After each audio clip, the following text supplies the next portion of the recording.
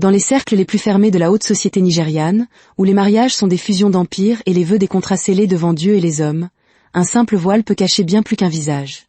Il peut dissimuler un secret capable de faire trembler les fondations de 2 dynasties, et de changer à jamais le cours de plusieurs vies. Le temps sembla se figer lorsque les doigts tremblants de Victor Admi soulevèrent le délicat voile de la mariée. La grande salle de bal du Transcorp Hilton d'Abuja, ornée de milliers de roses blanches et de lustres en cristal dont la valeur dépassait le salaire annuel de bien des gens, fut soudainement plongée dans un silence pesant. 500 invités, tout le Gotha de la société nigériane, retinrent leur souffle. Les flashs des appareils photos immortalisèrent l'instant précis où le sourire confiant de Victor se mua en une expression de confusion totale. « Qui êtes-vous » Les mots s'échappèrent de ses lèvres en un murmure qui, étrangement, résonna dans l'espace caverneux. La femme qui se tenait devant lui, qui n'était manifestement pas Folak Adamola, la fille du magnate du pétrole Otumba Adamola, le fixait avec de grands yeux effrayés. Elle était belle, certes, mais parfaitement inconnue. Mama Ronk, la mère adoptive de Victor et PDG de Ronk Enterprises, s'avança avec la grâce d'une femme habituée à diriger des conseils d'administration depuis avant la naissance de la plupart des convives. Son majestueux gelé semblait ajouter une coudée à sa stature déjà imposante. Malgré ses 70 ans, elle se déplaçait avec la vigueur d'une femme de 20 ans sa cadette. « Mesdames et messieurs », annonça-t-elle avec un sourire de circonstance qui ne trahissait rien de son choc.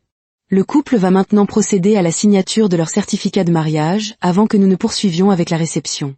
Elle agrippa le bras de Victor avec une force surprenante, ses ongles manucurés s'enfonçant dans son agbada sur mesure. « Souriez », crissa-t-elle entre ses dents. « Quoi qu'il se passe, nous réglerons cela en privé. » La mariée inconnue parut comprendre, forçant un sourire radieux sous les applaudissements des invités.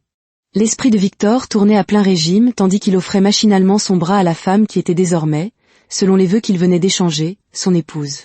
Tandis qu'il descendait l'allée, suivi par le cortège nuptial, Mama Ronk aboyait des ordres à son service de sécurité. Le temps qu'ils atteignent la suite privée réservée à la signature du certificat de mariage, un périmètre de sécurité avait été établi. Personne ne serait témoin de ce qui allait suivre. La porte claqua derrière eux.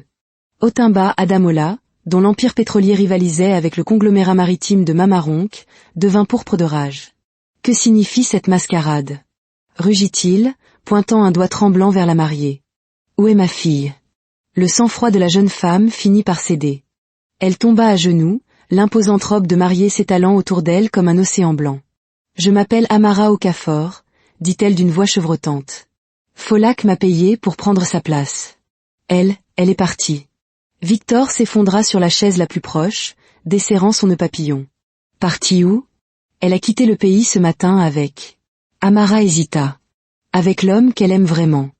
La paume de Mama Ronk frappa la table en acajou avec une telle force qu'un vase en cristal bascula.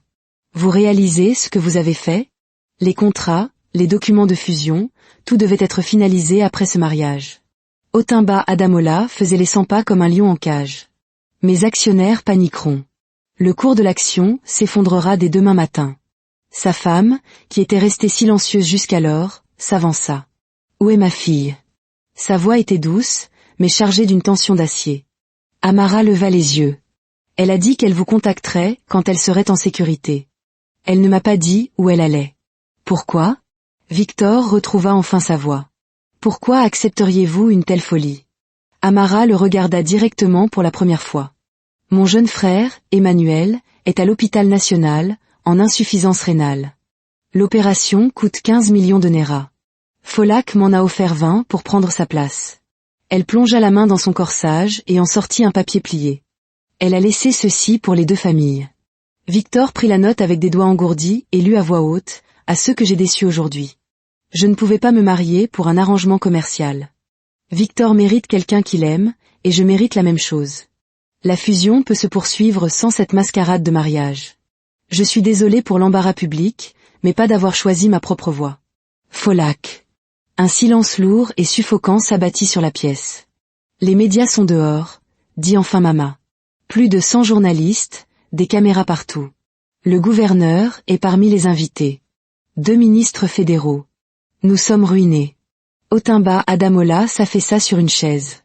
Pas nécessairement. Tous les regards se tournèrent vers Victor. Quelque chose avait changé en lui. Le choc laissait place à l'esprit stratégique qui avait fait de lui le plus jeune PDG de l'industrie maritime du Nigeria. Les invités ont vu une mariée. Ils ont vu un mariage. Ils ne savent pas que ce n'était pas Pholac. Les yeux de sa mère se plissèrent. Que suggères-tu? Nous continuons comme prévu. Pour ce soir, au moins. Victor regarda Amara, toujours agenouillée sur le sol. Pouvez-vous maintenir la comédie jusqu'à ce que tous les invités soient partis? Souriez, dansez, soyez gracieuse. Amara hocha lentement la tête. Oui, mais... Votre frère sera opéré, dit fermement Victor. Je m'en assurerai personnellement. Mais pour l'instant, nous devons éviter un scandale qui détruirait nos deux entreprises. Le visage d'Otimba Adamola se crispa. Et demain, quand tout le monde réalisera que ma fille a disparu. D'ici demain, nous aurons une stratégie, intervint Mamaronc, la femme d'affaires reprenant le dessus. Une histoire sur Pholac qui serait tombé soudainement malade, peut-être une lune de miel privée. Cela nous achète du temps. Le certificat de mariage, fit remarquer Madame Adamola. Il faut des signatures. Il les aura, dit Victor, sa décision prise. La mienne et celle d'Amara. Juridiquement contraignant. Vous n'êtes pas sérieux. Balbutia Otimba Adamola. Avez-vous une meilleure solution? Le défia Victor. Nous pourrons l'annuler plus tard. Discrètement, une fois la fusion assurée. Les Adamola échangèrent des regards désespérés. Leur fille ne leur avait laissé aucun choix. Vous, dit Mamaronc en s'adressant à Amara, pointant un doigt comme une directrice d'école réprimandant une élève. Vous signerez en tant que Pholac Adamola. Rien que les accusations de fraude vous enverraient en prison pour des années. Compris? Amara hocha la tête, les yeux baissés. Je comprends. Victor l'aida à se relever. Souvenez-vous, sourire, rire. Prétendez que c'est le plus beau jour de votre vie. Alors qu'il s'apprêtait à retourner à la réception, Mamaronc saisit le bras de Victor avec cette poigne d'acier qui était devenue légendaire dans le monde des affaires. Nous retrouverons cette fille ingrate, murmura-t-elle férocement. Et quand nous le ferons, tu l'épouseras comme prévu. Ceci, dit-elle en désignant Amara comme si elle montrait quelque chose d'indigne de son attention, est temporaire. Victor acquiesça. Mais quelque chose en lui s'était éveillé, une rébellion contre la vie qui avait été planifiée pour lui depuis que Mamaronc l'avait sorti de la rue 25 ans plus tôt. Pour l'heure, cependant, il y avait une réception de mariage à honorer, et une épouse qu'il ne connaissait pas avec qui il devait danser. 3 heures plus tard, Victor desserra sa cravate et s'effondra sur le leaking size de la suite présidentielle. La comédie avait été épuisante, mais réussie. Les invités étaient partis, ivres de champagne coûteux, sans se douter du drame qui se jouait en coulisses. Amara se tenait maladroitement près de la fenêtre, toujours dans sa robe de mariée qui coûtait plus cher que le loyer annuel de certaines personnes. Je devrais y aller, dit-elle doucement. Où ça? Victor rit sans humour. Les médias campent dehors. Des paparazzis dans les arbres. Si vous sortez de cette porte autrement que dans un sac mortuaire, notre couverture est grillée. Elle grimaça devant sa franchise. Je ne peux pas rester ici. Vous le pouvez et vous le ferez. Il se leva et se versa un whisky du minibar. Au moins jusqu'à ce que Mamaronc décide de notre prochaine manœuvre. Je n'ai pas réfléchi. Clairement, la coupe à Victor. Qu'est-ce qui vous a pris? Croyez-vous vraiment que vous pourriez simplement partir après la cérémonie? Le menton d'Amara se leva. Pholac a dit que ses parents seraient trop gênés pour faire une scène. Qu'une fois que j'aurais signé le certificat, je pourrais disparaître avec l'argent et qu'il gérerait la situation discrètement. Pholac, ricana Victor, n'a jamais eu à faire face aux conséquences de ses actes de toute sa vie. Elle a mal calculé. Il étudia Amara plus attentivement. Comment la connaissez-vous, d'ailleurs? L'université. Nous n'étions pas vraiment amis, mais nous avions des cours ensemble à Unilag. J'étais boursière. Elle était, eh bien, Pholac. Victor hocha la tête. Tout le monde connaissait l'héritière Adamola, ses fêtes extravagantes, ses scandales, sa renommée sur Instagram. Et votre frère? Est-ce la vérité, ou juste une histoire bien commode? Une lueur de protection féroce brilla dans les yeux d'Amara. Emmanuel est sous dialyse depuis 2 ans. Il a 19 ans. La greffe est son seul espoir. Victor sentit une pointe de honte pour son cynisme. Je vous présente mes excuses. Et je pensais ce que j'ai dit. Je couvrirai ses frais médicaux. Pourquoi feriez-vous cela? Parce que contrairement à certaines personnes dans cette farce, je tiens ma parole. Il termina son verre. Vous devriez vous débarrasser de cette robe. La salle de bain est par là. Je vais vous trouver quelque chose à porter. Pendant qu'Amara se changeait, Victor appela Mamaronc. Elle répondit à la première sonnerie. Les Adamola sont en mode gestion de crise, dit-elle sans préambule. Leur jet privé a décollé pour Londres il y a 4 heures. Apparemment, Folak et son amant étaient sur un vol commercial pour Paris. Elle est donc partie pour l'instant. Leur équipe de sécurité la retrouvera, Victor. Et ensuite? La ramener enchaînée? La forcer à m'épouser? Ne sois pas mélodramatique, Victor. Elle a signé des contrats. Il y a des obligations envers l'entreprise. Peut-être. Mais pas envers moi personnellement, rétorqua-t-il sèchement. C'était toujours la même chose. Depuis le jour où elle l'avait trouvé, un gamin de 12 ans faisant les poches au marché de Baloguin, la vie de Victor avait été attelée à Ronk Enterprises. Quelle est notre prochaine étape? Demanda-t-il, changeant de sujet. Pour l'instant, l'histoire est que Folak est tombé malade après la réception. Une intoxication alimentaire, peut-être. Tu es à son chevet, dévasté. Ça nous donne du temps. Du temps pourquoi? Pour décider de révéler la vérité ou... Elle marqua une pause, ou de continuer avec la remplaçante. Victor faillit laisser tomber le téléphone. Vous ne pouvez pas être sérieuse. La fille Adamola est un passif. Imprévisible.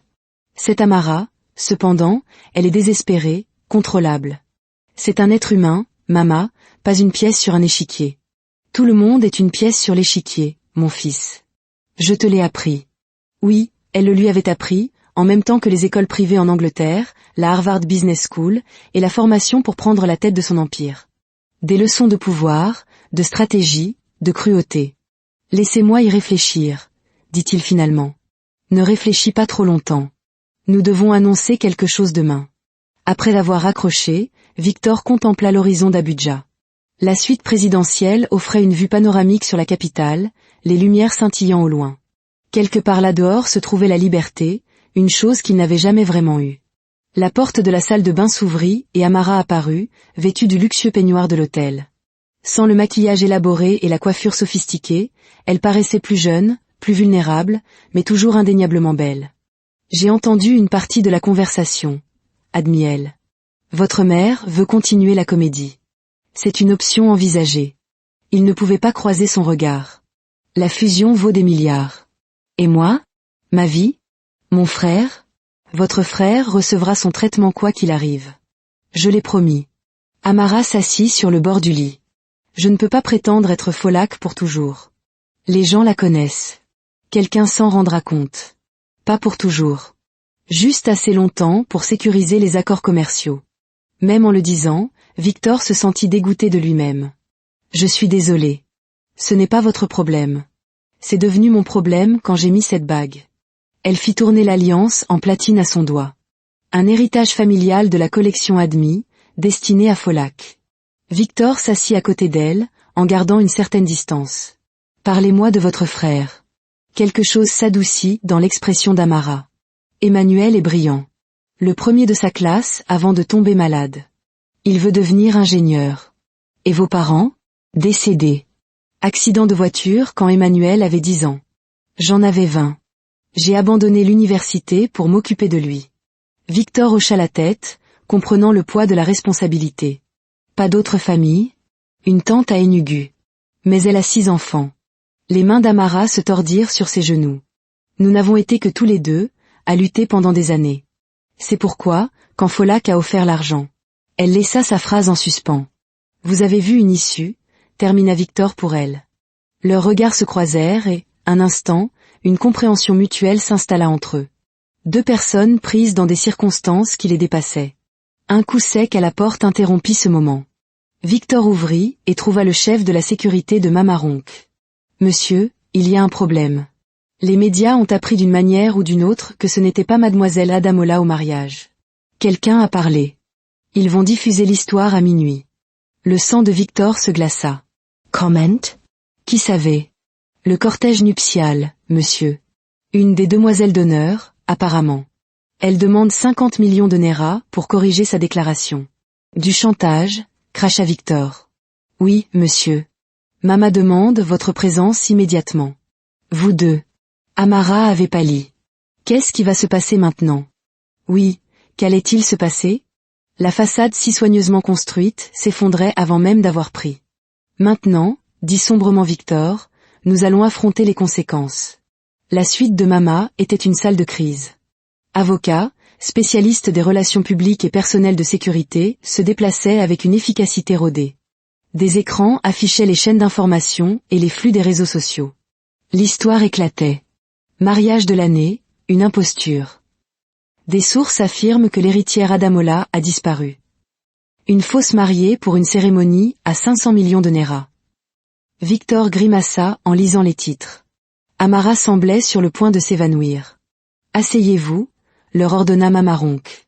Malgré l'heure et la crise, elle était impeccablement vêtue d'un tailleur pantalon bleu marine. « Nous avons 30 minutes avant que cela ne soit diffusé en direct sur NTA. Pouvons-nous l'arrêter ?» demanda Victor. « Non. Mais nous pouvons contrôler le récit. » Elle fit un signe de tête à son directeur des relations publiques, Bello. Options. LOMS avance. 3 possibilités. 1. Tout nier. Crier à la fake news, menacer de poursuite. 2. Une vérité partielle. Admettre que Folak est malade, prétendre que cette jeune femme n'était qu'une doublure pour les photos.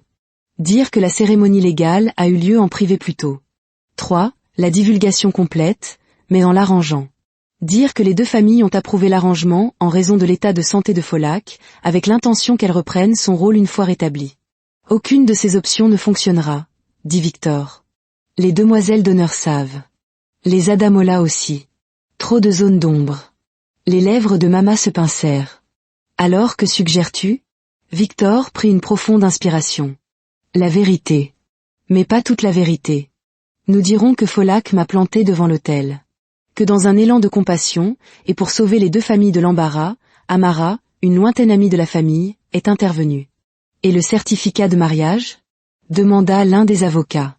Valide, dit fermement Victor. Nous nous sommes mariés aujourd'hui, légalement.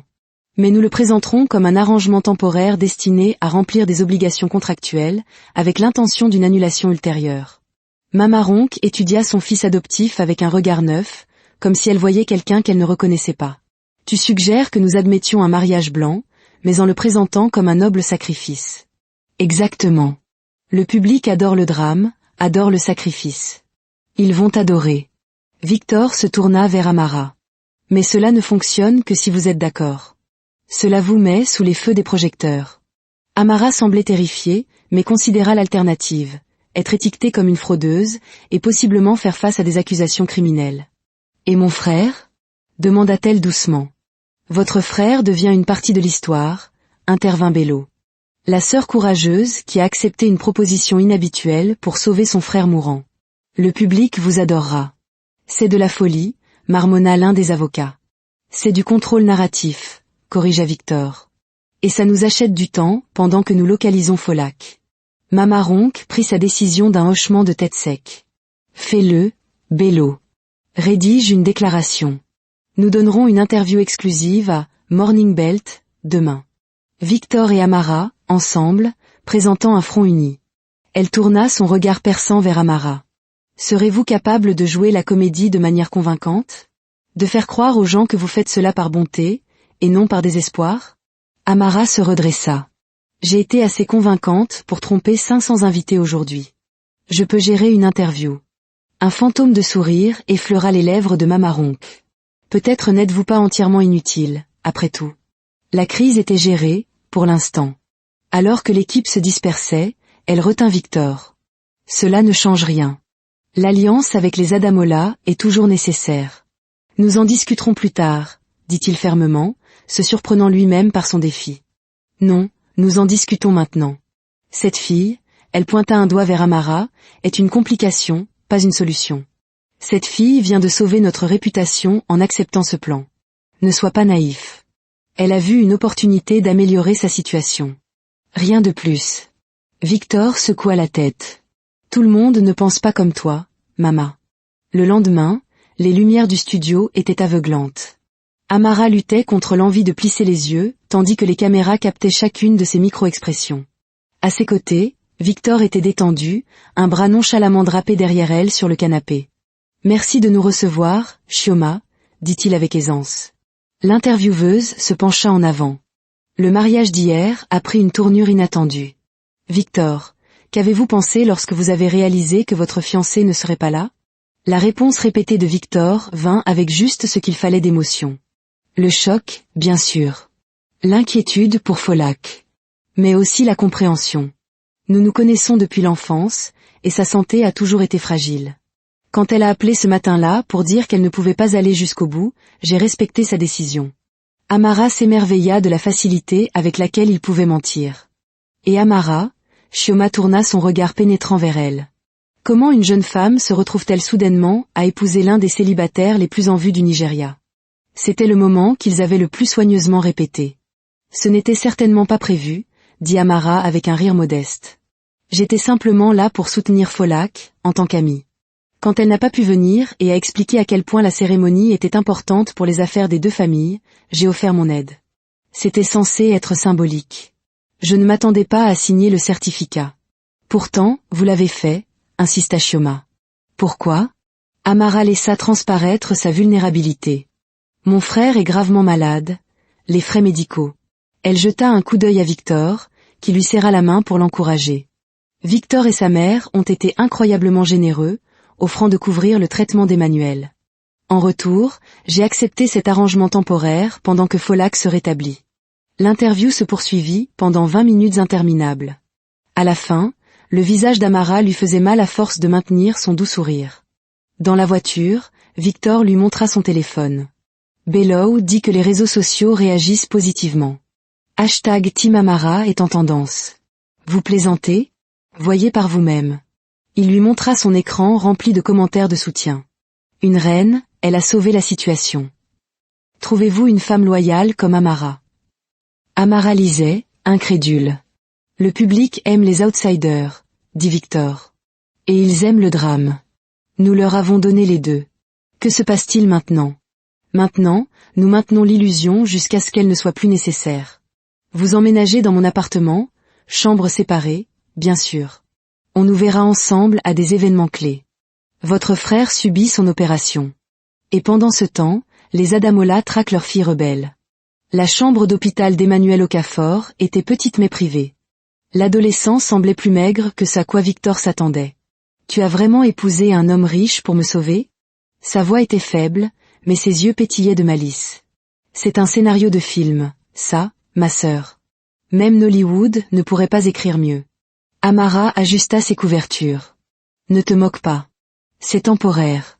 Victor, debout maladroitement près de la porte, s'éclaircit la gorge. Les médecins disent qu'ils ont trouvé un donneur compatible. L'opération est prévue pour la semaine prochaine. Emmanuel l'étudia avec curiosité. Merci de nous aider. Vous n'étiez pas obligé. J'ai donné ma parole, dit simplement Victor. Une infirmière entra avec des médicaments et Victor sortit pour prendre un appel de Bello. Les nouvelles étaient mitigées. Le récit public était solidement en leur faveur, mais la demoiselle d'honneur qui avait fait fuiter l'histoire menaçait de révéler plus de détails, y compris un enregistrement de Folak. Pire encore, les enquêteurs des Adamola avaient localisé Folak à Santorin. Ils la ramenaient, de gré ou de force. Après avoir mis fin à l'appel, Victor se tint dans le couloir de l'hôpital, pesant ses options. La comédie se terminerait bientôt, d'une manière ou d'une autre. La pensée lui apporta moins de soulagement qu'il ne l'avait prévu. Au cours de la semaine suivante, un rythme étrange s'installa. Victor et Amara apparurent ensemble à des événements publics soigneusement sélectionnés. En privé, ils maintenaient une distance respectueuse. Amara occupait la suite d'invités dans l'appartement de Victor, passant la plupart de ses journées à l'hôpital. Victor se plongea dans le travail. Ce fut lors d'un rare dîner tranquille à la maison que la nouvelle tomba. Le téléphone de Victor vibra avec un message urgent de Bello. « Qu'y a-t-il » demanda Amara. « Folak a été retrouvée. Elle est sur le chemin du retour. » Amara posa sa fourchette. « Alors, c'est fini. » « Pas tout à fait. Il y a des complications. » Victor lui montra le message. « Elle est enceinte. Le père est un moniteur de plongée grecque. C'est avec lui qu'elle s'est enfuie. » Oh mon Dieu! La main d'Amara vola à sa bouche. Ça change tout. Ça change absolument tout. Les Adamola ne forceront plus le mariage maintenant. Ce serait un scandale irréparable. Alors, que va-t-il advenir de nous? De notre arrangement? Victor avait réfléchi à cette question. Légalement, nous sommes toujours mariés. Mais une fois que l'opération d'Emmanuel sera terminée et qu'il sera stable, nous pourrons procéder à une annulation. Vous serez généreusement dédommagé, bien sûr. Bien sûr, répéta Amara, son ton indéchiffrable. L'opération d'Emmanuel était prévue dans 3 jours. Voulez-vous venir ? Demanda-t-elle avec hésitation. Emmanuel vous apprécie. Il dit que vous êtes un vrai. Alors je serai là, promit Victor. Plus tard cette nuit-là, incapable de dormir, Victor se tenait sur son balcon. Son téléphone sonna. C'était Mama Ronk. Je suppose que tu as entendu pour Folac, dit-elle sans préambule. Le mariage est une responsabilité maintenant. Commencent les procédures de séparation immédiatement. L'opération d'Emmanuel est dans 3 jours. J'ai promis à Amara d'attendre qu'il soit rétabli. Sentimentalisme, rejeta Mama. La fille a servi son but. Nous avons besoin d'une rupture nette. Quelques jours de plus n'auront pas d'importance. Ça a de l'importance pour moi. Je la veux partie, Victor. La froideur dans la voix de sa mère adoptive déclencha quelque chose en Victor. Une résistance qu'il exprimait rarement. Non, dit-il calmement. Excuse-moi ? Tu me refuses quelque chose ? J'ai dit non. Nous agirons selon mon calendrier. Emmanuel subit son opération. Amara le voit se rétablir. Ensuite, nous discuterons des prochaines étapes. Le silence qui suivit fut glacial. Très bien, dit finalement Mama Ronk. Ne me fais pas regretter de t'avoir donné autant d'autonomie. L'appel se termina. Derrière lui, une voix douce parla. Vous n'aviez pas à faire ça. Il se retourna et trouva Amara. Votre mère veut que je parte. Ma mère veut ce qu'il y a de mieux pour l'entreprise. Vous vous êtes opposé à elle. Pour moi. Pour ce qui est juste, corrigea Victor, bien qu'il ne fût pas entièrement sûr que ce soit vrai. Ses motivations lui semblaient de plus en plus complexes. Ils se tinrent en silence, regardant la ville. L'opération d'Emmanuel dura 7 heures. 7 heures atroces. Victor s'assit à côté d'Amara dans la salle d'attente, la regardant alterner entre les 100 pas et la prière. L'opération a été un succès, annonça enfin le chirurgien. Le soulagement fit plier les genoux d'Amara. Victor la rattrapa, la soutenant alors qu'elle luttait contre ses larmes. Sans réfléchir, il la serra dans ses bras. Elle se blottit parfaitement contre lui. Merci, murmura-t-elle contre sa poitrine. Pas seulement pour l'opération, dit-elle en se reculant pour le regarder.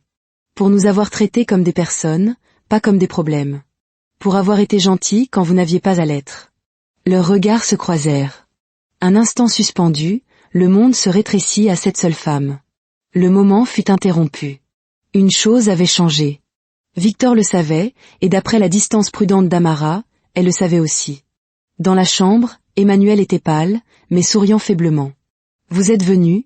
dit-il à Victor. « J'ai promis. » Le sourire d'Emmanuel s'élargit. « Vous êtes un type bien, monsieur. Vous êtes un mari attentionné. » Le mot « mari » flotta dans l'air, un rappel de leur situation compliquée. Victor quitta la pièce pour leur laisser un peu d'intimité et fut immédiatement assailli par des messages. La demoiselle d'honneur ricaneuse avait diffusé l'enregistrement de Folac. Un enregistrement où elle se moquait des origines modestes de Victor, le qualifiant de marionnette de Mama Ronk sortie du caniveau. La vieille honte submergea Victor. Pire encore, Mama Ronk avait convoqué un conseil d'administration d'urgence. On parlait de le démettre de ses fonctions de PDG pour prise de décision émotionnelle préjudiciable aux intérêts de l'entreprise. Il retourna auprès d'Amara et lui expliqua brièvement la situation. « C'est à cause de moi, dit-elle doucement. C'est une question de contrôle, corrigea Victor. Maman n'aime pas être défiée. Ne risquez pas votre position pour moi. Ça n'en vaut pas la peine. Il la regarda dans les yeux. Et si ça en valait la peine ? Le conseil d'administration était un tribunal. Votre vie personnelle n'est pas pertinente, lança Victor. Elle l'est quand elle affecte la prise de décision, rétorqua un membre du conseil. Je ne participerai pas à un autre mariage arrangé, déclara Victor, sa voix calme mais ferme. Ni maintenant, ni à l'avenir. Le silence tomba. Le visage de Mama Ronk aurait pu geler le lagon. Tu t'oublies, et tu oublies ce que tu me dois. Je n'oublie rien. J'ai consacré ma vie à cette entreprise. Mais je ne sacrifierai plus mon bonheur personnel pour des alliances commerciales. Le rire de Mama Ronk fut tranchant. Le bonheur personnel ? Avec la remplaçante ? Ne sois pas naïf, Victor. Elle veut ton argent, ta position. C'est ton portefeuille qu'elle aime, pas toi. Sais-tu que je l'ai rencontrée en privé? Que je lui ai offert 50 millions de Naira pour disparaître après l'opération de son frère. Elle a refusé, bien sûr, attendant sans doute une meilleure offre. La graine du doute, savamment plantée, prit racine. Le conseil lui donna 2 semaines pour résoudre la situation. Après quoi, il voterait sur son maintien à la direction. Il retrouva Amara à l'hôpital. « Avez-vous rencontré Mamaronk ?»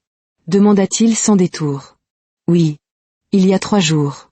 Et elle vous a offert de l'argent.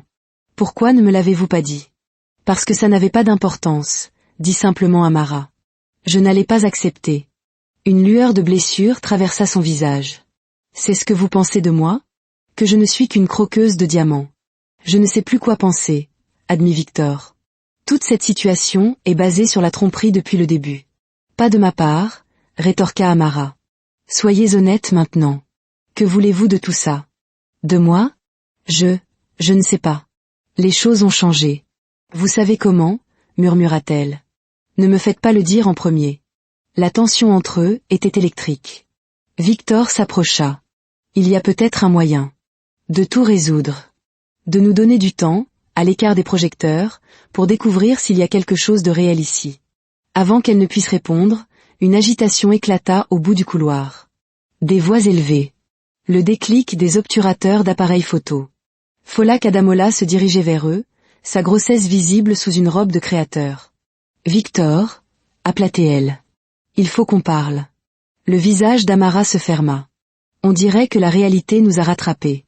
Folak les rejoignit. Alors, c'est elle. La remplaçante. La doublure qui a volé le rôle principal. « J'ai un nom » répliqua Amara. « Mes parents insistent pour que j'honore l'accord initial » dit Folak à Victor, ignorant Amara. « C'est impossible maintenant » fit remarquer Victor. « Tu portes l'enfant d'un autre homme. » Un détail balaya Folak d'un geste dédaigneux. « L'alliance de nos familles est ce qui compte. »« Je ne t'épouserai pas, Folak » dit fermement Victor. Son expression s'adoucit légèrement. « Écoute, je ne suis pas venu pour créer des problèmes. Contrairement à ce que tu pourrais penser, je ne veux pas t'épouser non plus. Je suis venu proposer une alternative. Une solution commerciale. Retrouve-moi demain au Whitbaker. Seule. » Avant que Victor ne puisse répondre, elle tourna les talons, non sans prendre la pose pour une photo stratégique, une main protectrice sur son ventre. Victor se retrouva seul dans le couloir, déchiré. Il retourna lentement dans la chambre d'Emmanuel, où Amara était assise, son expression impénétrable. « C'était toujours temporaire, n'est-ce pas ?» dit-elle. « Juste une transaction commerciale. Ce n'est pas ce que je voulais dire tout à l'heure. Et tu le sais. »« Vraiment ? Parce que de là où je suis, Victor, vous avez une voie toute tracée pour retrouver votre ancienne vie. Folak revient, votre mère obtient sa fusion, l'entreprise se stabilise. Tout redevient normal. Sauf que je serais malheureux. Le seriez-vous ? Le défia-t-elle doucement. Ou vous adapteriez-vous, comme vous l'avez toujours fait ? La survie. N'est-ce pas ce que votre mère vous a appris ? Il lui parla de la proposition de Folak. Et vous y réfléchissez, constata-t-elle. Je réfléchis à toutes les options. Mais je pensais ce que j'ai dit avant, sur nous. Amara prit une profonde inspiration.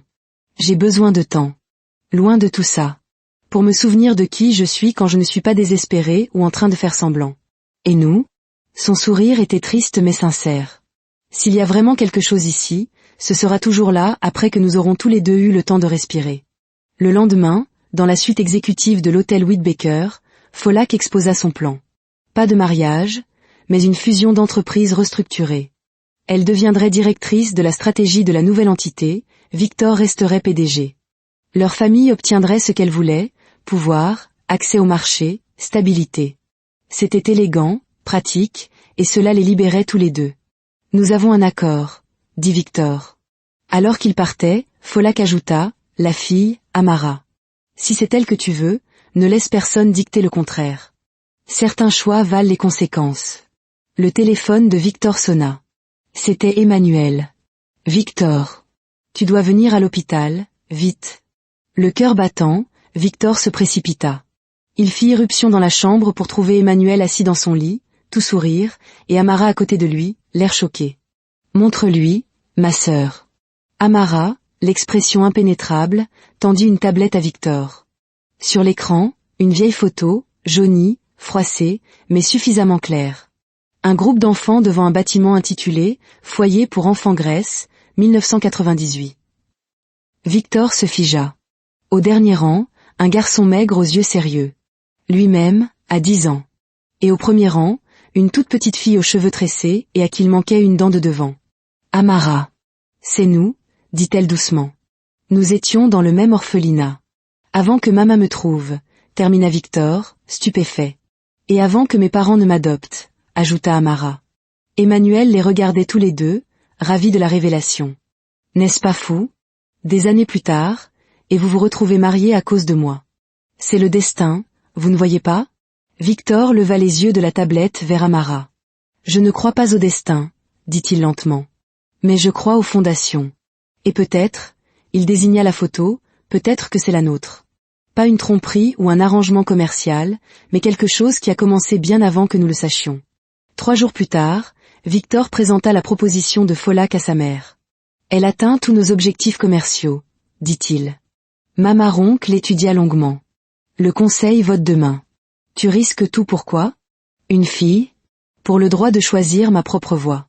Un éclair de respect traversa le visage de Mamaronc. Puis, de manière inattendue, elle rit. Tu me rappelles moi-même à ton âge. Têtue, déterminée. Elle ferma le dossier. La proposition est solide. Je la soutiendrai. Ta position de direction est sûre, pour l'instant. Mais cette fille, Amara, je veux la rencontrer. Convenablement. La frénésie médiatique s'apaisa, remplacée par le récit d'une fusion d'entreprises innovantes. À l'abri des regards, Victor et Amara apprirent à se connaître. L'appartement de Victor, autrefois stérile, se transforma en un foyer chaleureux. Un soir, sur le balcon, Victor se tourna vers elle. « Ma mère veut te rencontrer. » Amara sourit timidement. « J'aimerais rencontrer votre mère. En tant que moi-même. Et j'aimerais que vous me fassiez la cour. Convenablement.